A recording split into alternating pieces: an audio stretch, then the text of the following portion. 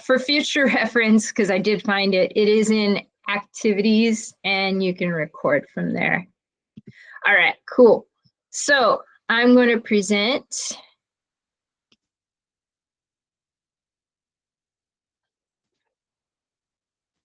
And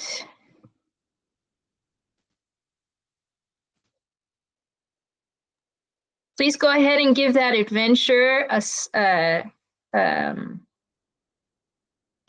shot.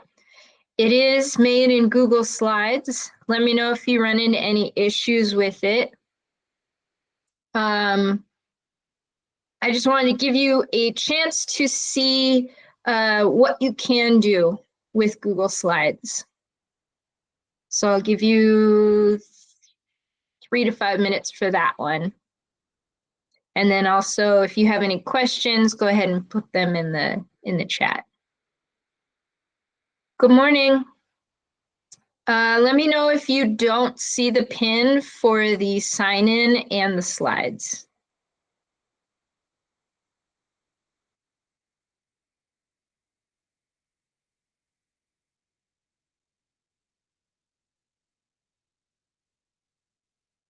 So right now we are trying out the short adventure that I have linked on slide 2.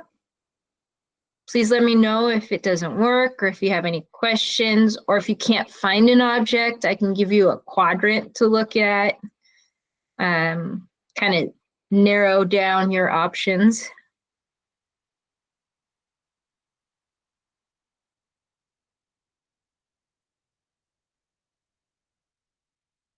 Oh, good. I'm glad you liked it. I found this site where it had all these hidden pictures and made the most random story I could figure out.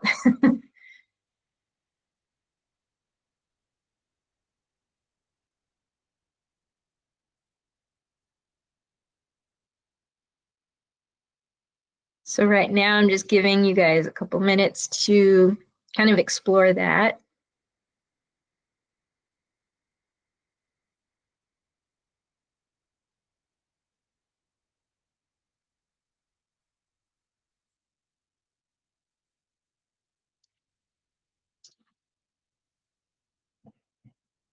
And I'm going to be showing you how to do pretty much, oh, it's in the 3rd quadrant. So if you imagine, well, I don't have to explain this to Carolyn, but if you imagine that the picture is in 4 corners, so 4 quadrants, 4 squares, it's in the bottom left for the for sale sign.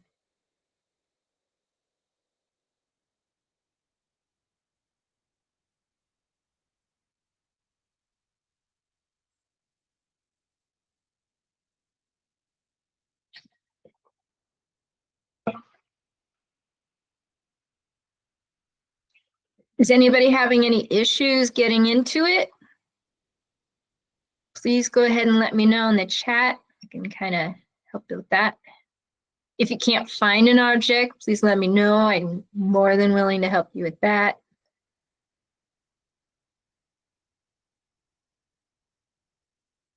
If you don't know who Shannon Miller is, I usually have some references to things and my kids are like, huh?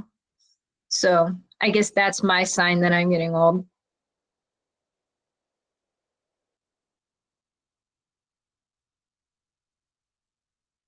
Has anybody finished it?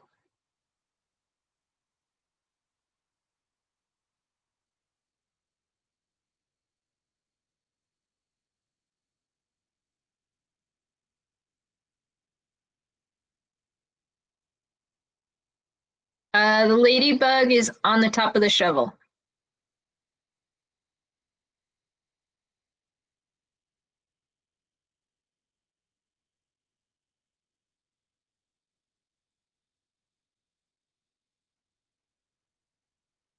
Scrunchie is in the bottom right, maybe a little more center.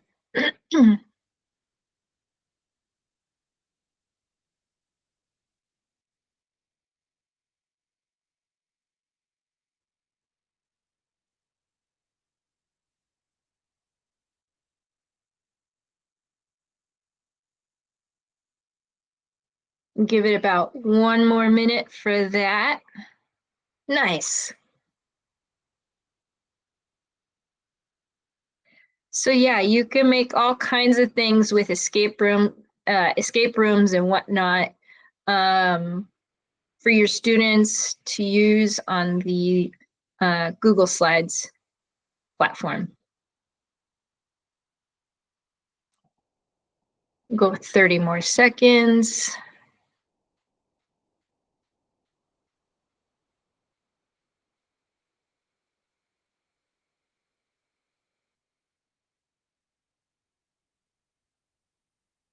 All right, cool.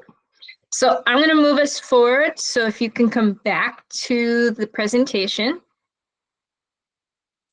Did everyone use the link to sign in so that you can get paid for this? If not, please make sure you do that. So I have a table of contents here. The little house, when you see it on slides that are following, that's going to take you back to this table of contents.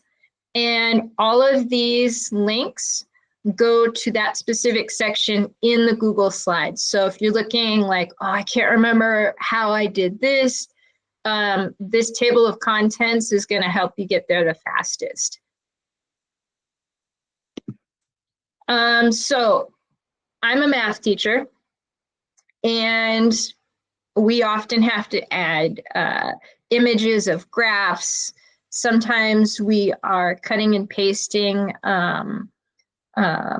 equations that I can't exactly make it formatted like I want to if I'm going to type out the equation in the text box. And so we are often using lots of images in our worksheets and stuff that we're providing for students. Making those in Google Docs is really difficult, or even Microsoft Word. It's really difficult because they've got very rigid formatting rules. But that's why I like using worksheets or using slides to make worksheets, is because the formatting is a lot looser. And so I can change the orientation of my worksheet or my slides to be the size or the shape of a worksheet. You've got the specifications for portrait and landscape there and how to do it. But what I really love is that I can move text boxes and images exactly where I want them. I don't have to worry about overlapping and having it move all over the place where I don't want it to move, dropping down lines when I don't want it to drop down lines and such. Let's see, you can also use a multi-select tool where if you hold Shift and then click the items you want, you can go ahead and drag those anywhere. So if you put a line on a graph and you wanted to move it over, you can click and basically grab both the line and the graph, and they can move together, so you don't have to try and match it up exactly where you had it before. So that makes it nice. Any questions about making worksheets? Okay. Why is that slide blank? That's weird. Playing with images. I love playing with images. So this is my dog Fritz, and he's actually zonked out right next to me. But you can add reflections. You can make it fun, sideways, different colored tints. You can remove the background, which is an awesome tool. And then if you want to, say, put Fritz in a bed, a cartoon bed, or put him on a different background, you can go ahead and use order or layering of your images, which is what I was talking about in the slam part, to put his image on top of the cartoon bed. And so you can really have fun with with what you're creating here. Any questions about these particular items?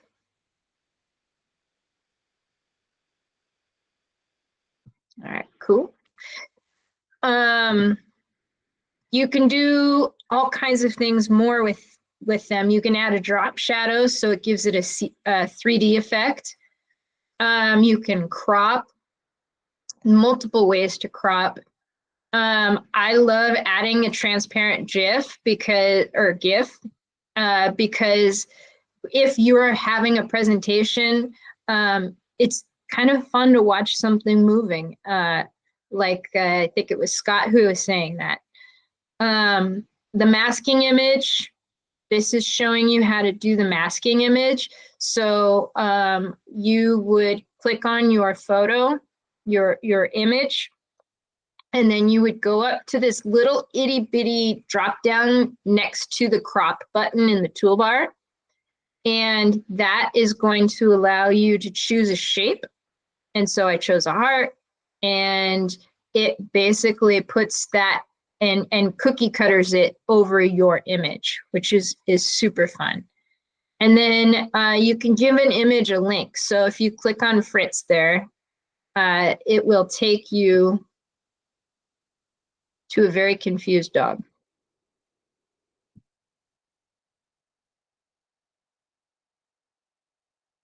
And that's the way that I was using slides to do our escape room, the little adventure that you were working on at the very beginning. I was adding links to some of the images that you were looking at, the hidden images, and so that when you clicked them, it automatically took you to the next slide. And so you can use that. You can link to other websites. So if you wanted them to do a scavenger hunt on, I don't know, space travel, you could send them to that and then have them look for certain information. Or you could use it in conjunction with Google Forms, which I'm presenting on tomorrow, and have them take a quiz, and then at the end of the quiz, if they got a certain score, it'll either send them to, you could put a link in there and further send them to an extension activity or a review activity based on that. And that way, you know, you're automatically differentiating your instruction. Any questions on these?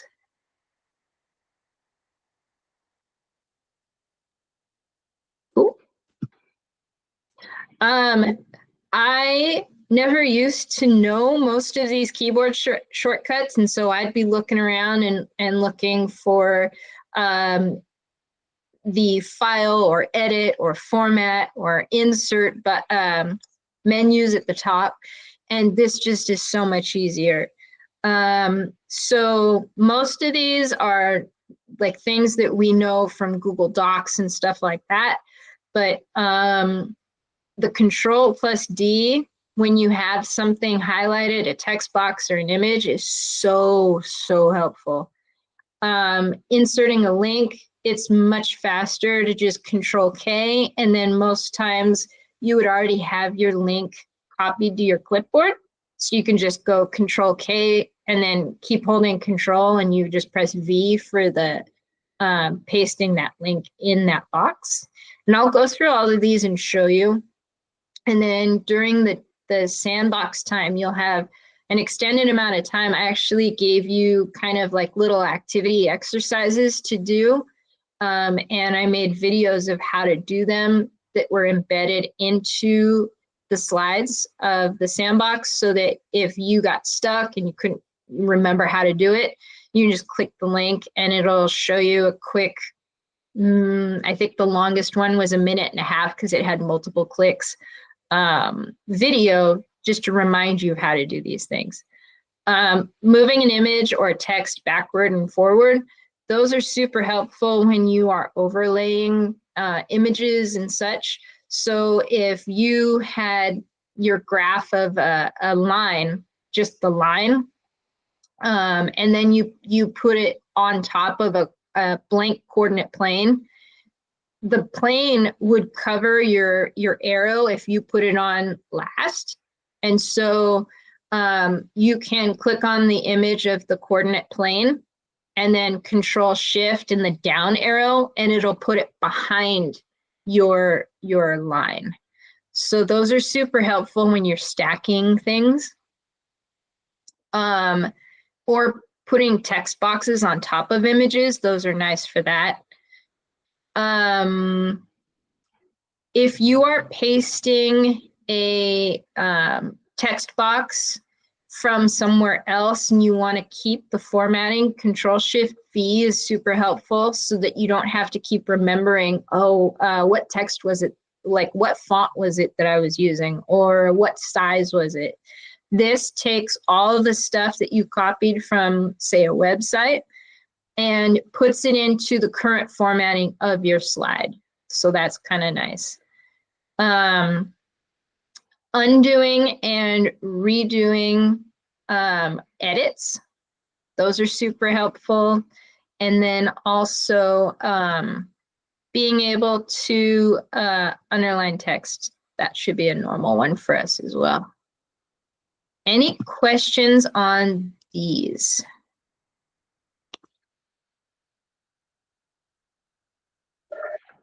Yeah, go ahead, Art. So Jen, I'm on a Mac, so it's pretty much a command in place of the control key. I have no idea. Does anybody use a Mac? Can they help Art here? Yeah, I'm sorry, I don't use a Mac. That should be a pretty easy Google question. They should be able to, if you should be able to say keyboard shortcuts for Mac, and it should tell you. All right, I'll keep playing with it, Jen. Thank you. Yeah, sorry about that. Any other questions for the keyboard shortcuts? All right.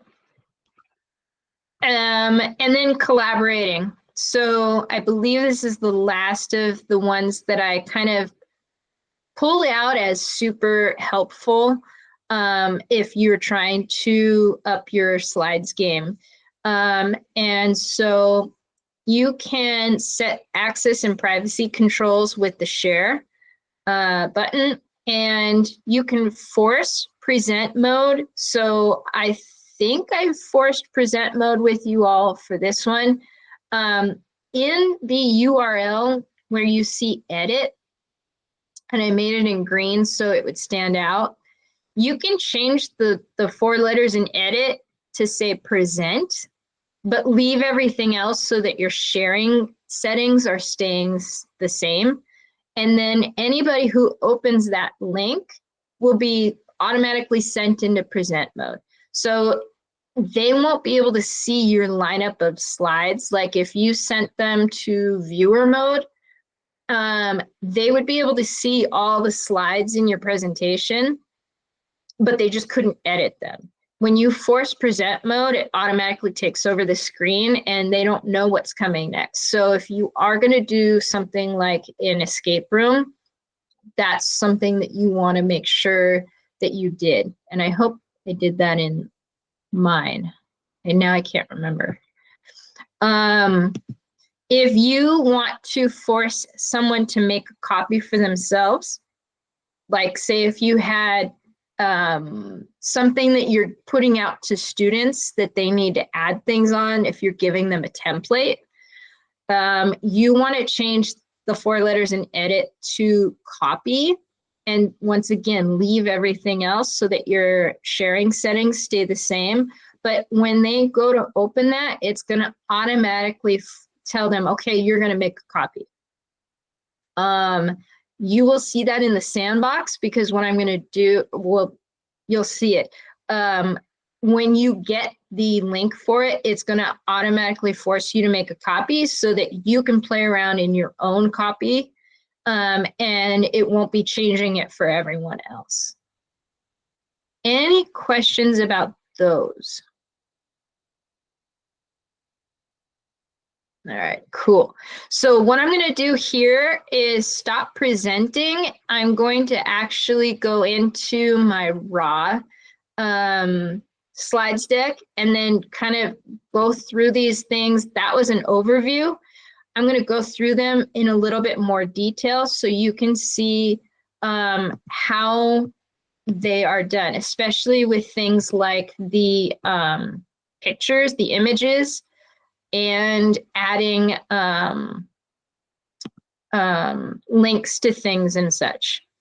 Oh, my plain text, that's the one that showed up empty. So I'm glad I'm doing this. I will go ahead and present this, and you can see the playing with text. I had no idea why it showed up black.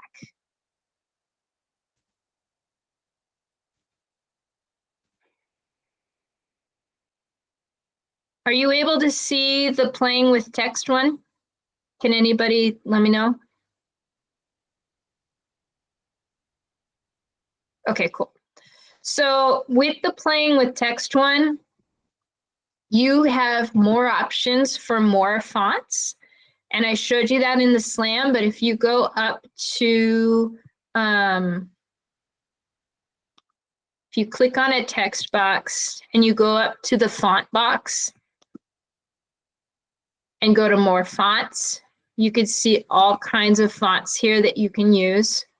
If you click on any of them, it will add it to your fonts. You can also get rid of stuff that you don't use. So like if you really hate this really light font here, you can get rid of it. And that way your drop down box stays as clean and as unique to your preferences as you would like.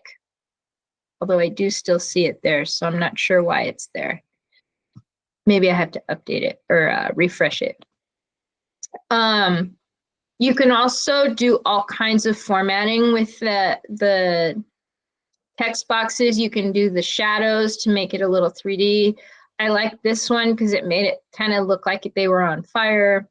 You could change the colors of the shadow. You could change the colors of the font. But I will go back to worksheets real quick so that you can see how to do the page setup and such. If you do have questions, because I am presenting and working on the file, if you can go ahead and unmute yourself, and that way I can help you kind of as soon as possible. So you would go up here to File, and then you have to scroll down to get to Page Setup.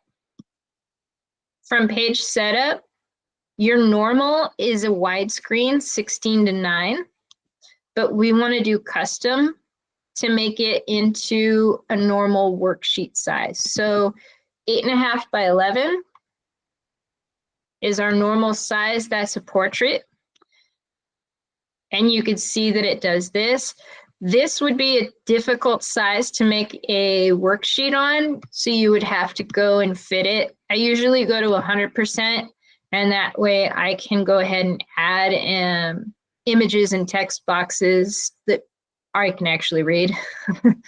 If you screw up, you can either Control Z or you can do undo. You would do the same for landscape, except you would go backwards. So 11 by 8.5. And this is basically a sideways worksheet.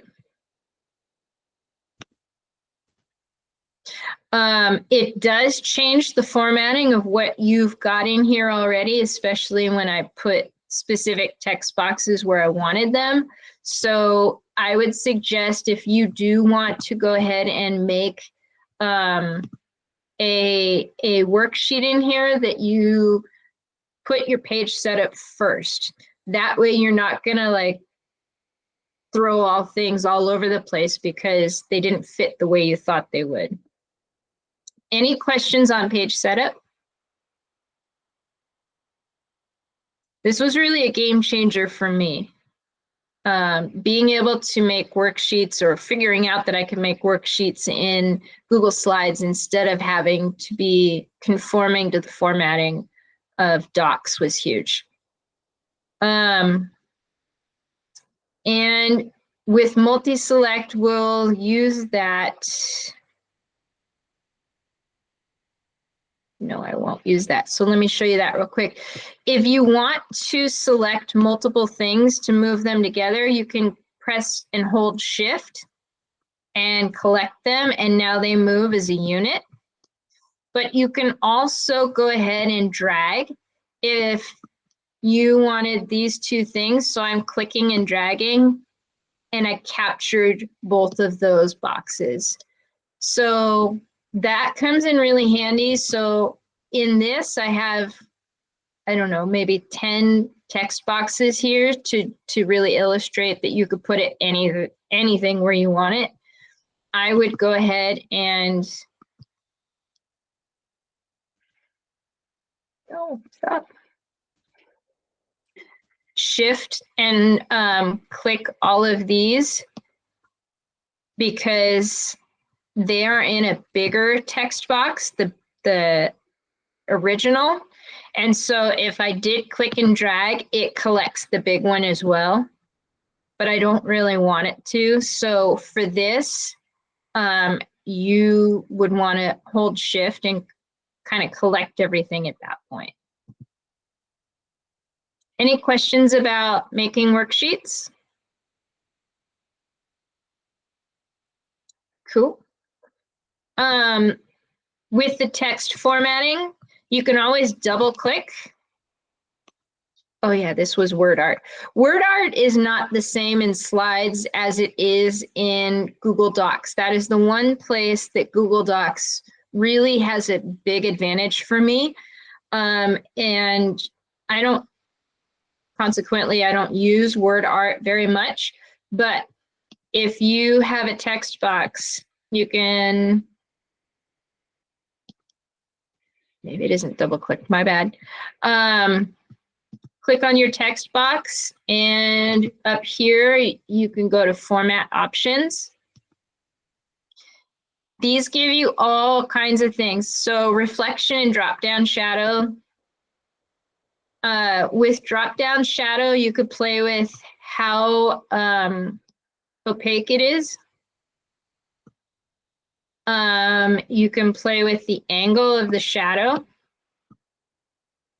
It's hard to see that at first, so I would increase the distance before you play with the angle of the shadow so you know exactly where it's going, and then do the distance after so that you know your angle is right.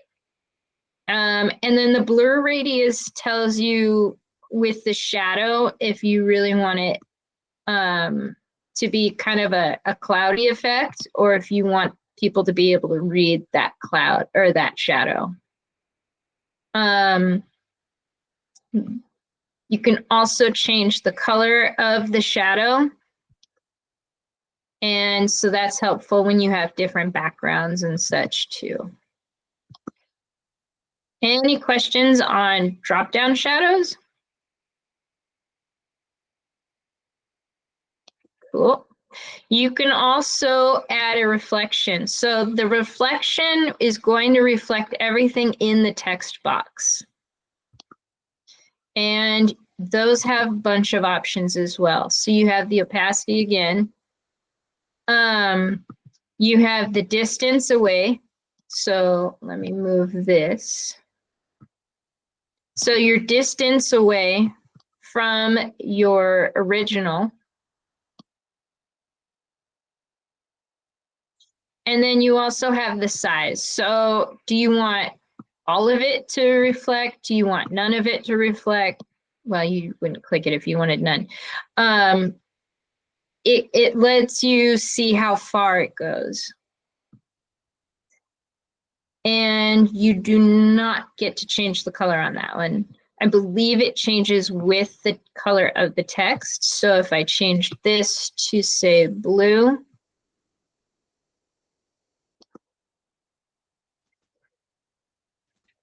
yeah, so my reflection holds the color as well. I don't really ever use position for the text boxes because I can control that here with the align key. I can change it centered, left, right, block, justified to the top, the middle, and the bottom. So I don't really use size and rotation or position, but if you had specific things you wanted to hold, you can go ahead and change them there. Text fitting, same thing. I don't really mess with those. The only thing I really do with the format options is drop shadow and reflect. Alt text is for the hearing impaired, or excuse me, the seeing impaired, sight impaired. And so I'm not exactly sure how they would do that. I've not used that before. Any questions on formatting text? Cool. Images are my favorite thing to play with. So I did do the reflection here. When you click on an image, you can change its direction with that one offset dot or square that is not on the image. So it's kind of like a tree or a lollipop up there. To change the tint, you'd go to format options and recolor. That's not an option with the text, but it is with the images. And it gives you a whole bunch of options of how you can change the tint. You can make it a negative. You can do anything with these styles. Those are preset. You can remove the background. So down at the bottom, when you click on an image, this used to be a different website that you had to go to do this during distance learning. But now it's incorporated into slides, so that's so much nicer. And so I was able to take this picture of Fritz and remove his background in 10 seconds, probably less. And then add it to another background. So Fritz is just laid onto this cartoon dog bed that I found. I sized it to the right size and then laid him in that bed. Do you have any questions about playing with the images on this part? Am I going too fast? I hope not, because we have about 8 more minutes. Drop shadow you saw with the text. It's the same thing in the format options. Cropping the parts that you love. So there's 2 ways you can do that. You can double click your picture. You can see the original that I had here that's kind of this opaque photo. And then these dark black lines, that's what you'll use to crop. The transparent GIF, you would go to Google search. You would find a transparent GIF that you like, or GIF. I always say it wrong. Sorry, guys.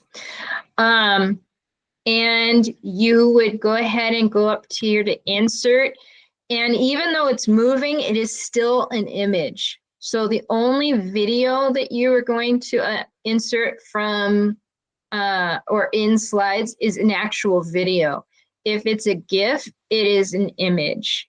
And then you would go and add it by URL and then go ahead and resize it to fit your picture. And now you have snow or bubbles or dropping hearts, or you could have fireworks if you wanted. Masking an image. So you would go up here, you'd click on your image. You'd go up here. This is the tiniest little arrow, drop down arrow I've ever seen. But it's right next, oh, that's the other place. For cropping, you could also go up here. Masking, you'd go to the drop down arrow right next to the crop. And you can put any shape you wanted to in here. So that's probably not the best because you lose most of the dog. You could put an explosion of Fritz. You can move the photo around behind it if you double click. So you can do lots of cool things with that. And then if you wanted to give an image a link, you can just do the Control K that we saw from the keyboard shortcuts and add your link right here.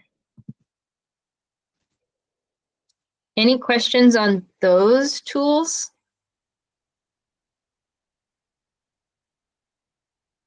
Cool. Once again, oh, I heard something. Yeah, go ahead, Art. Could you walk me through the background removal? Yeah. Yeah. Yeah, absolutely. Let me get back to that. So if I wanted to,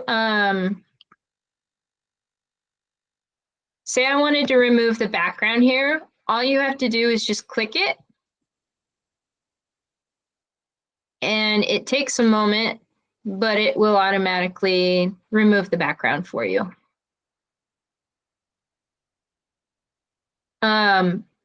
If it doesn't work quite right, there is, let me, let's see. I'm Googling right now. I don't know if it's showing it to you. I'll just show it here. So background removal. And it's remove.bg. That's what we were using during distance learning. And that allows you to kind of edit more if, say, it didn't quite remove all of the background. You can go in and select, like, no, you really should have removed this as well. So far, Slides does a pretty good job of removing the appropriate things. Was that helpful, hopefully? So it looks like I'm selecting the image, and for some reason the little window with the remover on it doesn't show up. No. Yeah, it's kind of weird. I'm wondering if there's another option. Let me see. I'm wondering if that I'm really hopeful. Does anybody else have that issue as well? Is anybody else able to remove the background?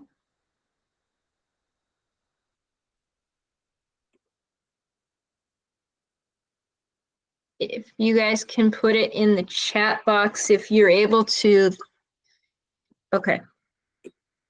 I'm really hopeful that it's not a Gemini thing because the ed techs have access to Gemini, which is, if you look at my screen, I have this Ask Gemini thing, like a little star, 4-point star. And I'm really hopeful that it's not linked to that. If you wanted to do that, I'll go back to the remove.bg. So I want to copy my picture.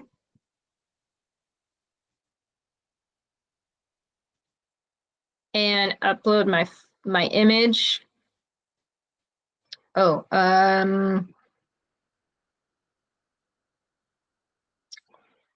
don't remember which one Fritz is. So I'll do this one from my images for tomorrow.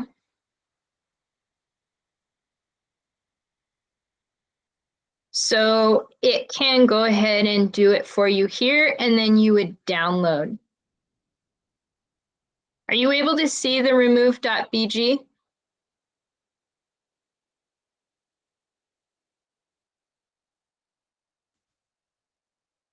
Anybody?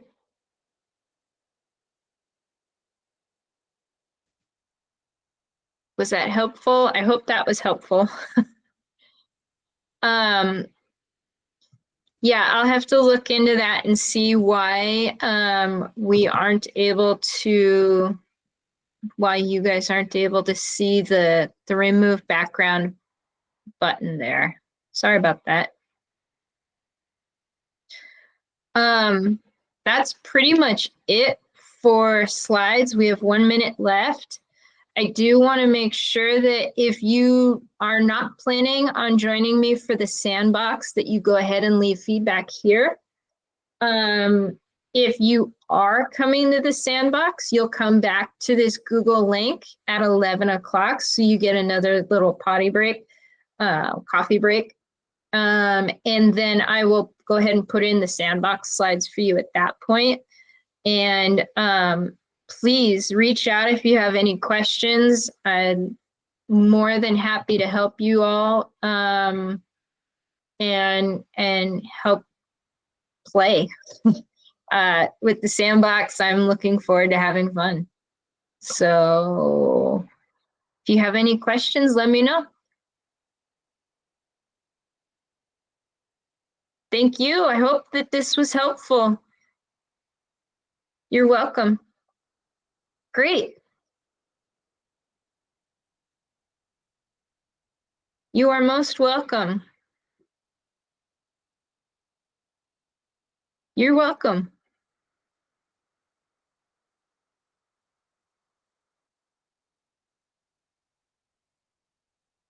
So you guys are free to go. We'll see you back at 11 if you're going to join the sandbox. Awesome. And if not, you are welcome to join any other sandbox. Thank you, Megan.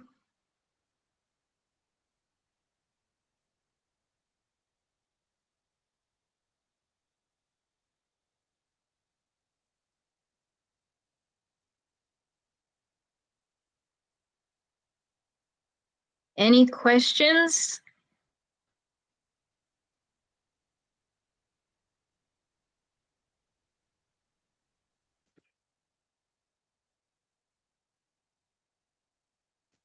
All right, you guys are free to go. Question. We can Yes. stay on this link for the sandbox, right? Yeah, Okay, great. Thank you for clarifying. I'm going to get off it. Well, maybe I'll just close my camera and Yeah, do I that. just don't want to be looking for the link. But Yeah, no, it'll be the same meet link. Yep. okay, thank you. No worries. All right, I am going to take a little break. I'll be back just before 11.